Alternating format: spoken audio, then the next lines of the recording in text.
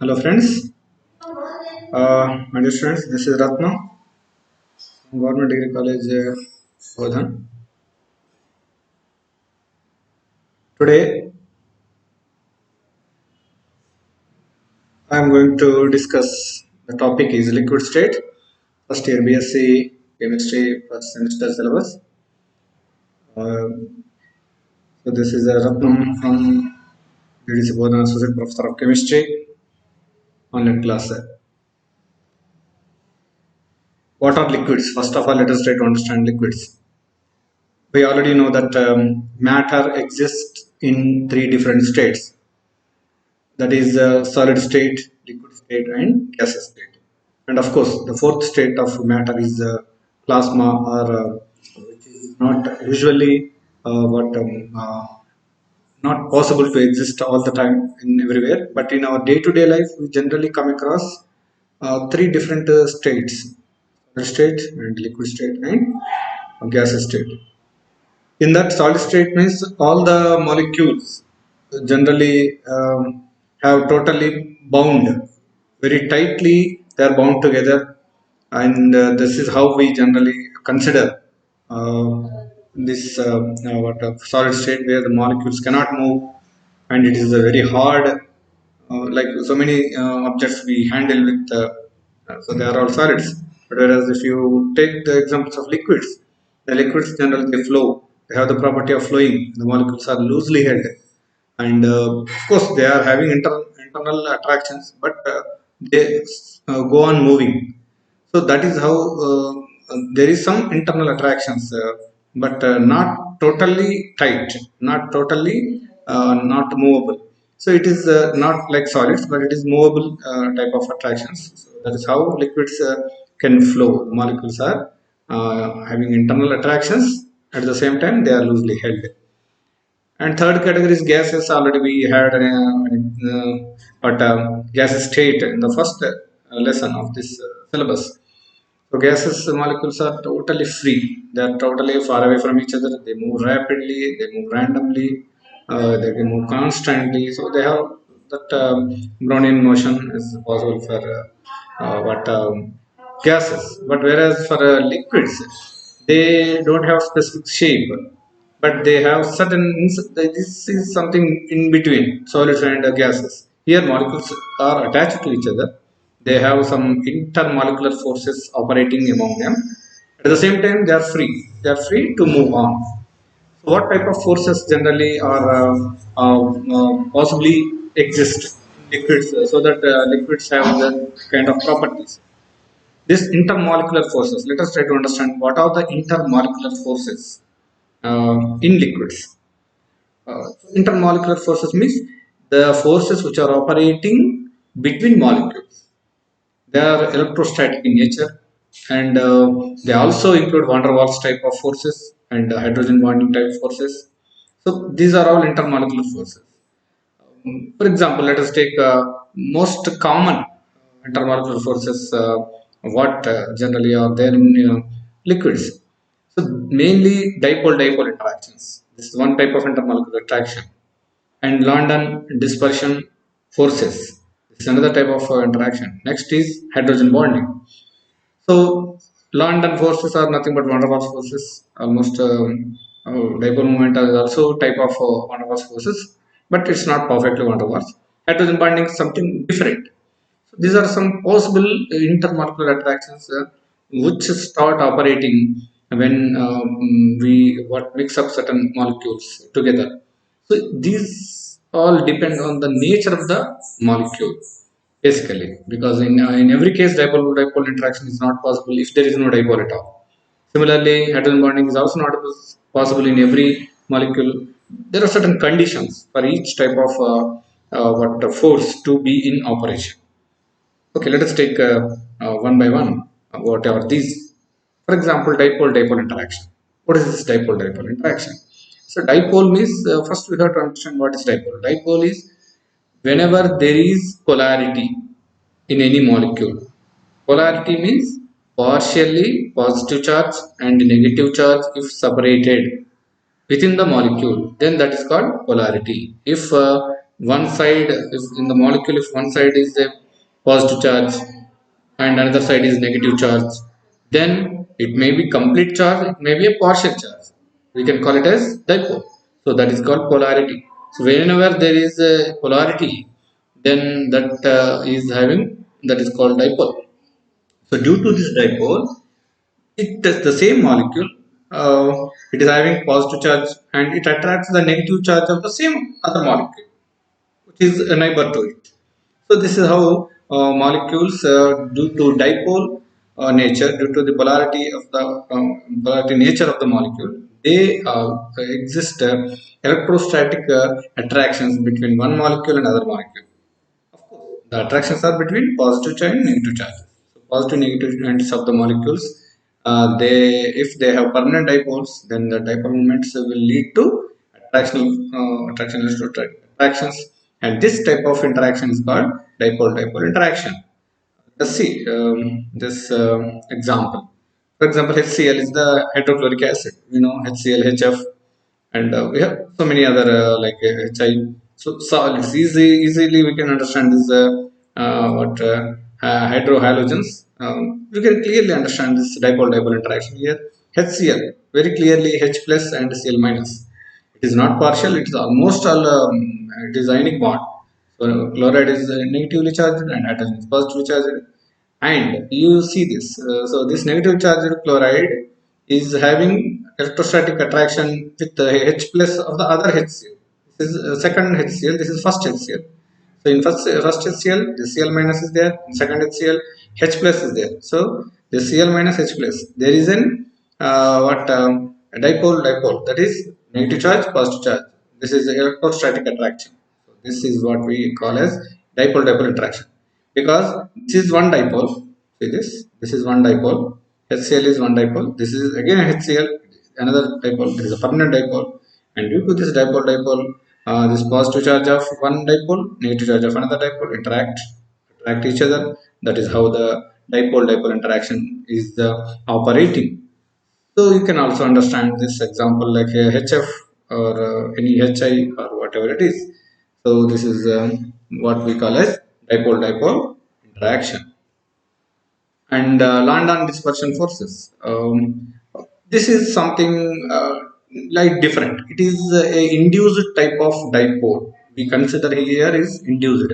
This is temporary. In other words, it's a temporary. The previous case, dipole-dipole interaction, that was a permanent type of dipole.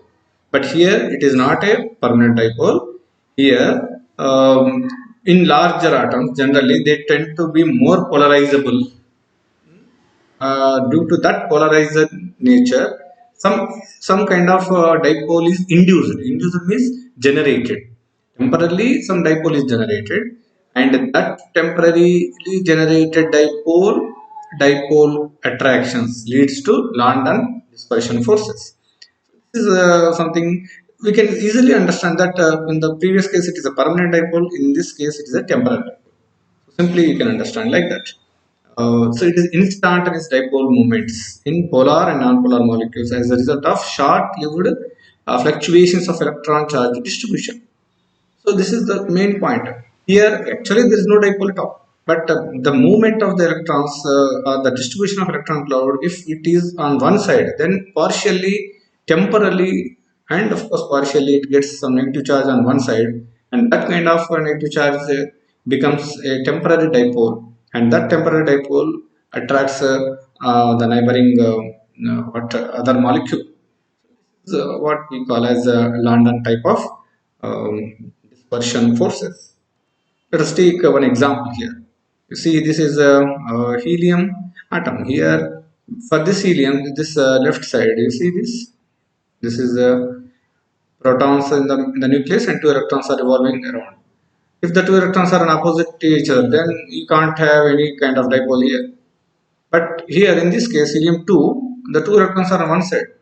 So during this revolving of electrons around the nucleus, when two electrons come to one side, then that's a partial negative charge is generated. Partial negative charge.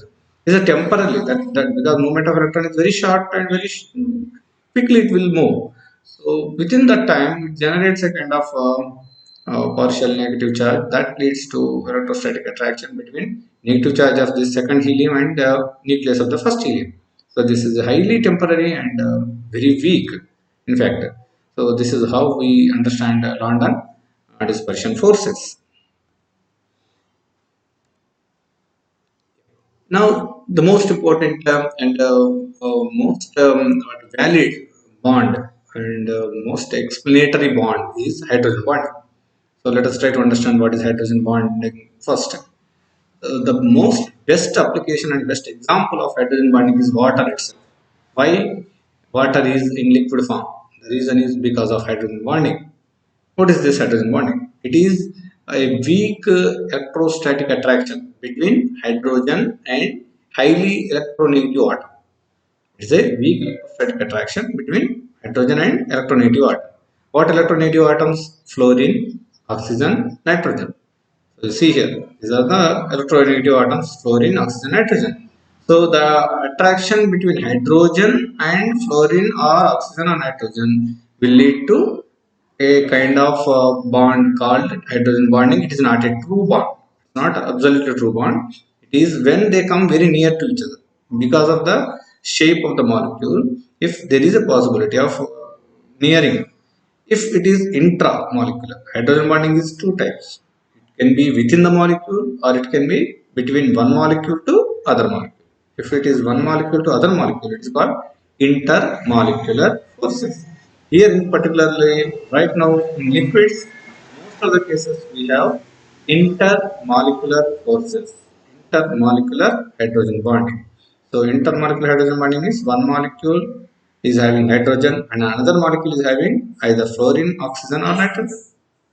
So that attraction between one molecule and other molecule through hydrogen bonding leads to what one type of most useful intermolecular attraction. So the small size of hydrogen can move in close to an electronegative atom and form an electrostatic type of hydrogen bonding. So this is how the hydrogen bonding is formed. The fluorine, oxygen, nitrogen is having electron pair, and unshared electrons are there, but non-bonding electrons. And that electrons are shared with hydrogen, which is small in size. So some kind of interaction takes place, and because of this, water is in liquid form and also it has high electric constant and also low vapor pressure and also high boiling point. So because of all this but hydrogen bonding, we can explain so many properties of so many molecules. This is, you can see how the hydrogen bonding is there.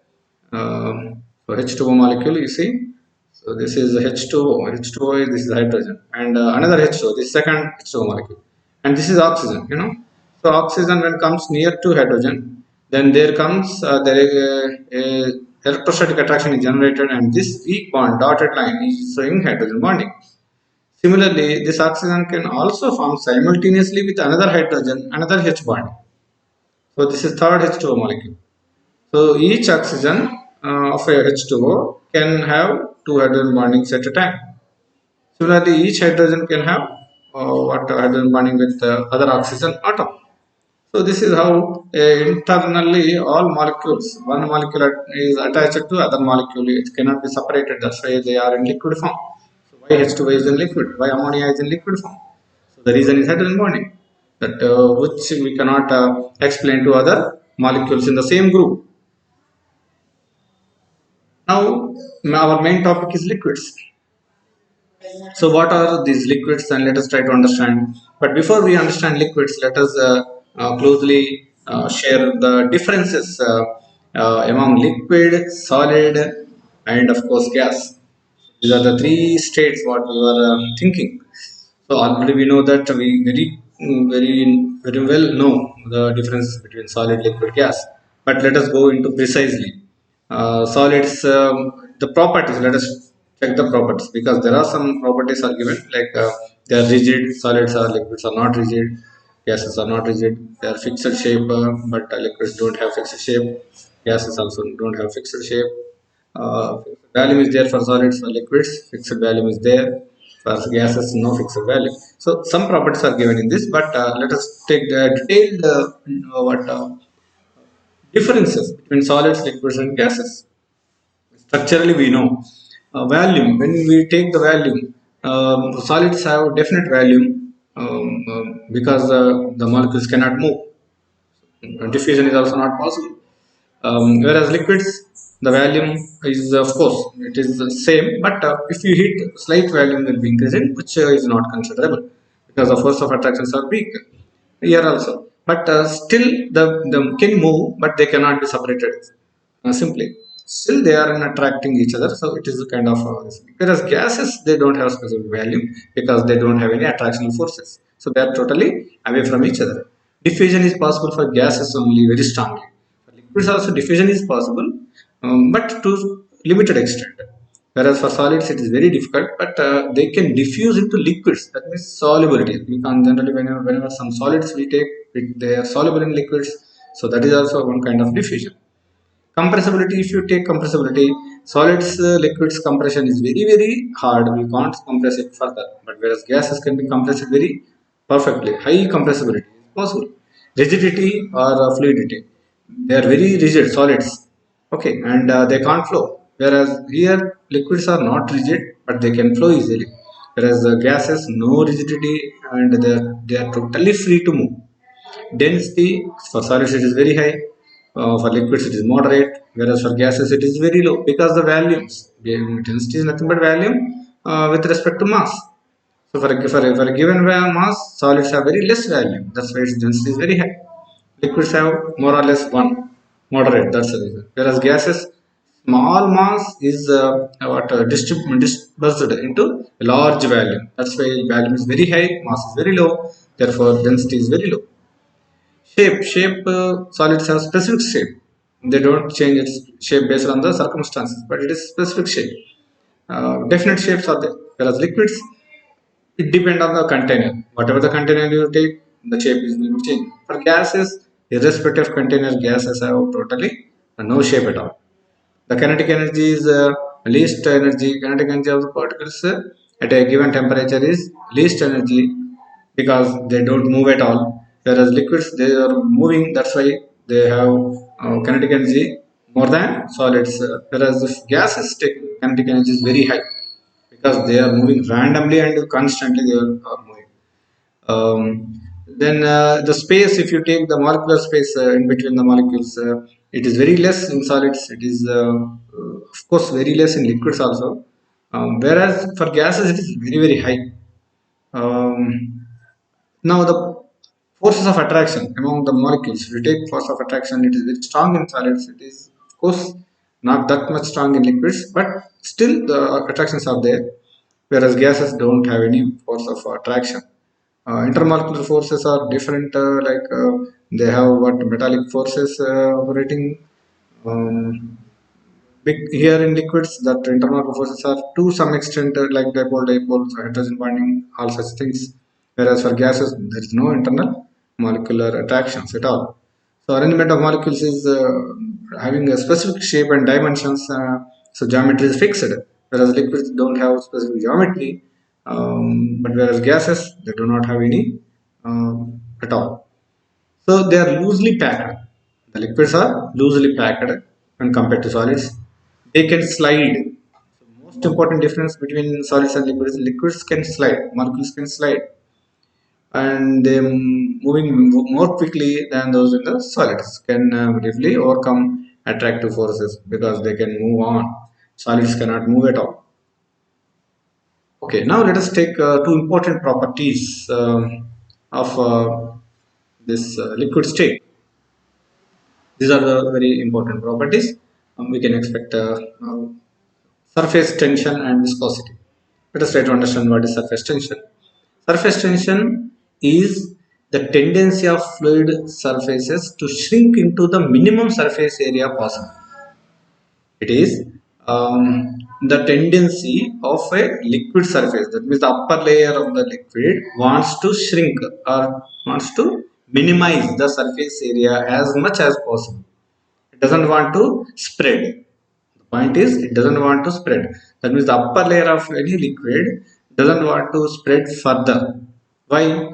The reason, let us see. What is this? You can easily understand what is the surface tension. The drops. Look at the drops of any water, whatever it may be. you look at the drops. The drops, they take the shape like a what sphere, isn't it? Every drop is like sphere. Why they take spherical shape? The spherical shape is the minimum surface area. It is the minimum surface area, possible minimum surface area when compared to the same value for a given value. And the minimum surface area is possible with sphere when compared to other shapes.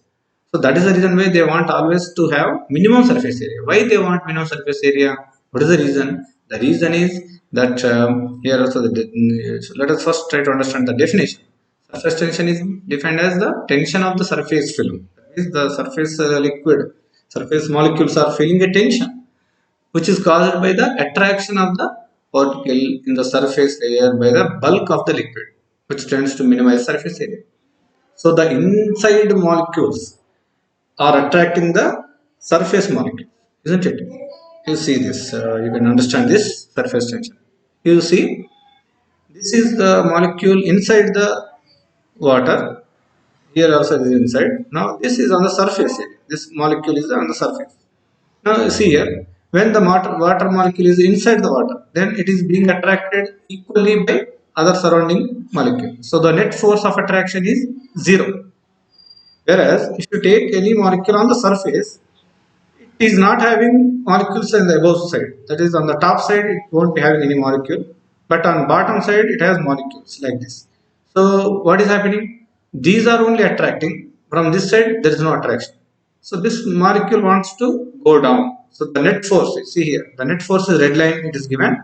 The net force on this particular molecule, which is on the surface, the net force is towards beneath, that means towards backside, away from the surface, isn't it? So this net force is the reason which makes this molecule which is on the surface want to come down. So that's why all the molecules on the surface feel the same tension. All the molecules feel the same tension. That means the lower side inside molecules are attracting the surface molecules towards them. So this is what the tension experienced by the surface molecules, and due to this tension the surface area is minimized, and this is what we call as surface tension. So every liquid has surface tension which is operating on surface molecules only, and the reason is due to the attraction by the internal molecules on surface molecule. Okay, this is how we can understand. And of course the definition already we know. The interior molecules are equally attracted by all the neighboring molecules. That's why the net resulting force on the internal, that is inside the molecule, inside the water, and net force is zero. But as on the surface, already we explained that due to only one side attraction, they feel the net force is operating downwards. Therefore they feel that tension, that is called surface tension. The surface tension then causes drops of liquid to be round, since the surface of the liquid is being minimized in that way, isn't it? The minimum surface area is possible only with spherical shape. That is the reason why it wants to be in round shape. And you see, due to the surface tension, even insects can stand on water because of the surface tension, which is the main reason why insects, small mosquitoes or small insects, we can watch this on outside water. There are so many things which are floating on yeah, water. What are the factors affecting surface tension? The most important factors are the impurities. If whatever we add some solute in particular liquid, then the surface tension changes. If highly soluble substances are added, then they increase the surface tension of the water, because they also act because they are soluble, so that's why they become part of the liquid, that is water, whatever it is. Again, they also start operating. That means the tension is further created because they attract very strongly. Whereas sparingly soluble substances, if non-soluble things are added, or which are less soluble in water, if they are added, then what happens? They reduce surface tension. Why? Because they come and hinder the existing attractions, because they come in between water molecules, so that the internal attractions become weaker. So because non-sparingly soluble means they are not having attractional forces. That is the main intention. And second important factor is the temperature. Okay, the effect of temperature anyhow we will be discussing further. But surface tension of a liquid decreases with increasing temperature. This is a very common phenomena because as the surface tension, when you increase the temperature, surface tension decreases because the molecules or the internal attractions become weak. Whenever there is a temperature high, then high temperature, internal molecular attractions become too weak. Therefore the force which is exerting inside is almost reduced. Therefore surface tension is reduced. Now how to determine experimentally the surface tension? Yeah, the surface tension is determined by using a what instrument called stalagmometer. So stalagmometer is a very simple instrument. We can it is like a pipette, like it appears a bit pipette, and we use different methods like drop weight method or drop number method. So in this, it is simply we don't calculate the original value of this one, but we compare. We take the relative value of surface tension of a liquid. We take two liquids, which is first liquid is already known liquid, whose surface tension value is already known. So we generally take water as the liquid known value, and we take another liquid, and we compare these two. Compare these two by taking same value. When we take same value of liquids are taken, water is taken for example 5 milliliters, then that second liquid is also taken 5 milliliters. So water surface tension already we know, and the second liquid surface tension we want to calculate. So we take a simple method to calculate by comparing two liquids. So it is a relative value, but value is exact, but the method is simple. So this is gamma surface tension, known as gamma symbol. Now see, this is how we measure. So this is stalagmometer. You see here. Here is a mark on this. This is a bulb, and this is a capillary on this. So in this stalagmometer, first we have to suck liquid from this side and up to this particular mark. So the value is fixed. So we have to use same instrument for both the time, both the things. And now we have to what first we take water and we check, we apply loose of this one, and we check how many drops are coming out. So number of drops we are calculating. You can calculate the weight of drop also, but it is very difficult. That's why we check number of drops. So once this come and up to this particular mark here, then we check what is the total number of drops, and we after that we take another liquid, check that we want to know whose surface tension we are going to measure, and that is also measured. It is also first that is taken up to this mark. The liquid is taken up to this mark, then it is allowed to pass through, then drops are forming, then we will count how many drops. So for water we count number of drops, that is n1, and for the liquid the number of drops into water, it is n1 into, and this is how we generally take number of drops of liquid and water.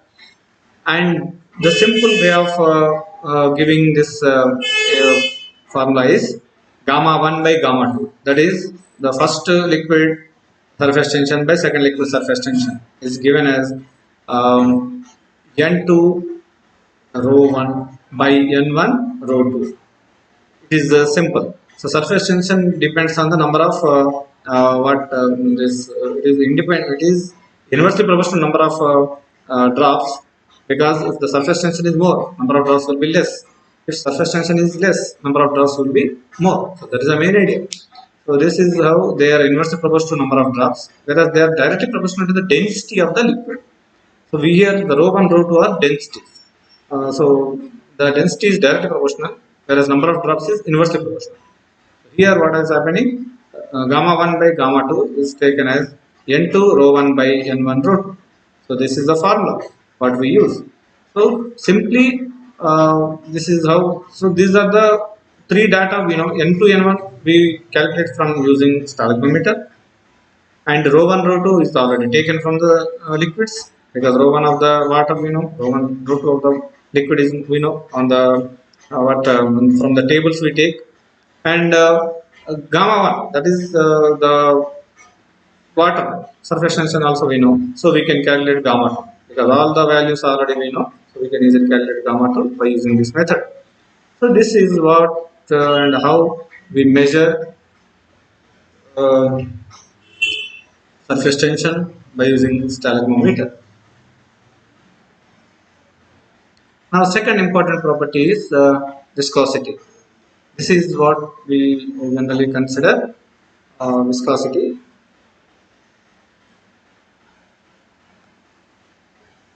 Here, this is second important property. Viscosity is um, what appears here. You see, we can compare water, oil, and honey. So when we compare these three, we generally observe honey can't move; it is very slow, and the movement of honey you can observe when you drop honey into some other place, it moves very slowly. Whereas if you take oil, it moves little faster, but if you take water, it moves very free. So this property of movement, of flowing property, is different from one liquid to other liquid. Water is flowing very fast, olive oil is flowing little slowly, honey is moving very slowly. The flow rate is different. So there is a property which is resisting the movement or the flow of a liquid. So this property is called viscosity.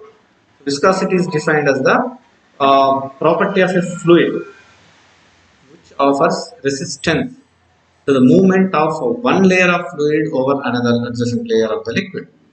So fluids, liquids is having layer by layer, isn't it? So when the layer is moving, the below that layer, the second layer is there. So second layer, what offers a resistance, or it stops the movement of the first layer. This resistance offered by the second layer over the movement of the first layer is called viscosity. So this property, this is time. Anyhow, the upper layer will move faster, the second layer will move very slow, and the lower layer will be moving very slow. So the layers will be moving very slow. So each layer is stopping the upper layer above itself. So this is how we generally consider the viscosity. So this dy u plus dy anyhow we calculate. That means the when we do layers of the fluids, we take the distance dy what move one over the other at different velocities. Say u plus du. That is du is the small difference in the velocities. Then we can calculate the what mathematically how viscosity is measured. But anyhow, we are not going into the details of the what viscosity measurement, which is not of things. Our point is, what are the factors which affect this property? First is density.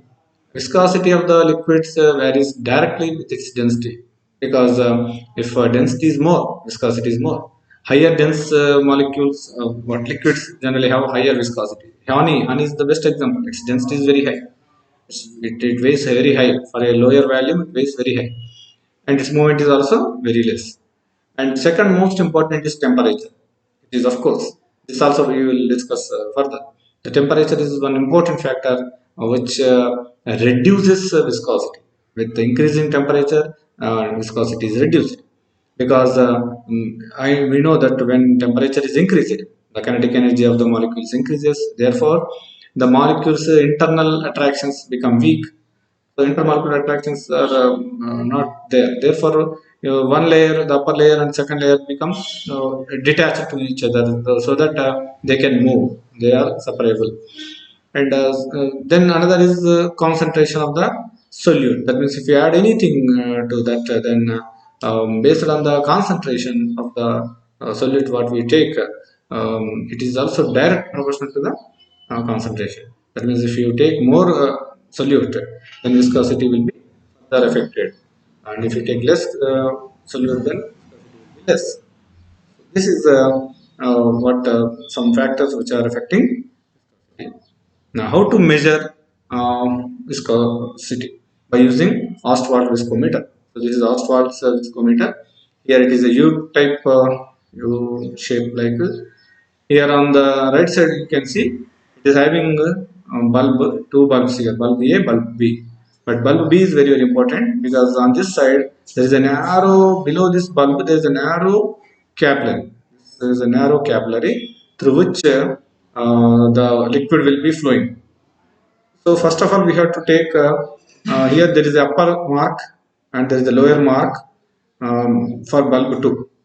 So what we are going to measure is we take two liquids. One liquid already we known liquid whose viscosity we know, and the second liquid is whose viscosity we are going to determine. It is same. Again, we are going to take measurements with respect to a known liquid. For example, water. So we take water and we take another liquid. So same volumes are taken, same instrument is taken. What we do is we measure the time required for the liquid to flow from this mark to this mark. Isn't it? So this mark we take, liquid is taken up to this mark, then we will allow that to flow. Then we check when it comes liquid layer to second mark, that is below this bulb. Then we stop watch.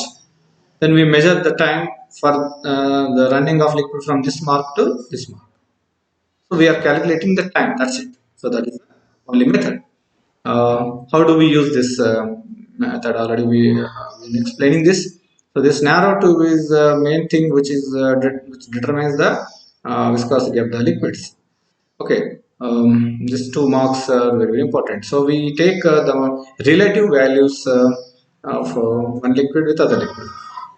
Eta is the symbol for viscosity. Eta 1, eta 2 is the two known. One is known, another is unknown. So now what is the major factor here?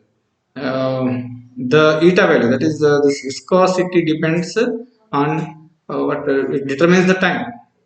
If the viscosity is if you flow time, if you it is the flow time will be more than time for the solution, then it will be giving you measure the flow time t of solution, drop after drop level to the lower level. So from upper mark to the lower mark we measure time. So this eta is equal to k into rho into t. It depends on the density and also time, and k is the viscometer constant, which is the instrumental value, and k into rho into t, that is the density and time, the two important factors which determine the viscosity. And you can see this the known liquid, whatever the known liquid, you can so some liquid, that is eta L by eta W. Here you see eta L by eta W is equivalent to rho L TL by rho W TW. That means this eta value is directly proportional to density and time, and eta water is directly proportional to water's density and water time flow. We are calculating TL TW for water and liquid, and if you want to calculate eta L value, this is equal to eta W, that is the viscosity of water, into density of liquid, time for the liquid, that means time measured for liquid, by density of water and time measured for water. So this is the formula. By using this simple formula, we can easily calculate the viscosity of a liquid which is to be measured, which we don't know. Now this is a way, again we are discussing the effect of temperature on viscosity and surface tension, specifically how it varies. Already we know that the temperature is the major factor which, due to the increase in temperature, intermolecular attractions become weak. So the main point what we have to understand is when temperature is raised, molecules kinetic energy is raised and their movement also is rising. Due to this, intermolecular attractions become weak. That's why they both viscosity as well as surface tension are decreased. Here if you take viscosity, yes, markedly the value is decreasing. Okay. The fluid is, when it is heated, the particles will slide and roll more quickly, thus making it to flow more rapidly, and so the viscosity is decreasing. Okay. So if you take the curve, temperature versus eta. Then the curve is viscosity is taken on y-axis and temperature is taken on x-axis. You can see that as the temperature is moving, that is temperature is increased, then viscosity is decreasing exponentially. It is dropping exponentially directly here. So it is decreasing exponentially. So this is the effect of temperature on viscosity. Again, on surface tension also, we can easily understand the effect of temperature on surface tension. The same explanation is that whenever temperature is raised, then the molecular internal molecules they reduce the forces of attractions. Therefore, the molecules will be moving fast, and the molecules inside the molecules they cannot attract the surface molecules. That's why it is what is further reduced. So, with increase in temperature, surface tension is decreasing. Let us take the good example of water. Of water at 0 degrees, it is having 75.6 times per centimeter. Whereas if you take at 75 degrees centigrade, then its value is 63.5 times per centimeter. So there is a large scale decrease in the water surface tension with increasing in the temperature. In a region of its critical temperature, the surface tension of a liquid becomes zero. If you take critical temperature, then the total value becomes zero. You see this, there is a linear decrease in the water surface tension when temperature is reduced. It's not exponential. For viscosity, it is exponential decrease, but for surface tension, it is a linear decrease with with increase in the temperature. The decrease in the surface tension is a linear relationship. It is coming down. So you can understand that how these properties can be explained and how temperature is affecting surface tension and viscosity. So up to now we have discussed what are liquids and what are the structural features of liquids, how molecules are bound in liquids by intermolecular attractions like dipole-dipole moment and London's dispersion forces, and also hydrogen bonding, which are very very important to understand the properties of liquids. How liquids are different from solids and gases. That also we had a discussion. And after that, we have taken the different aspects of liquids, what are the properties, and some important properties of liquids are surface tension and viscosity. Surface tension is a kind of property or the tendency of the upper side molecules which they want to come inside due to the internal attraction by the inside molecules, and due to that the upper molecules feel a tension, and that is what we call a surface tension. And how, what are the properties, what are the factors which affect surface tension, that we had a discussion, and what is the impact of temperature on surface tension. Similarly, we had a discussion on viscosity. What is viscosity? And the flow, the tendency of what retarding or stopping the flow of molecules, liquid molecules. That lower layer level always stops the upper layer. So this is how the what retardation factor is called viscosity, and that also we discussed what are the factors which affect viscosity and how temperature reduces viscosity. So these are the things what we had discussed in this chapter. So this the chapter we have finished. Thank you.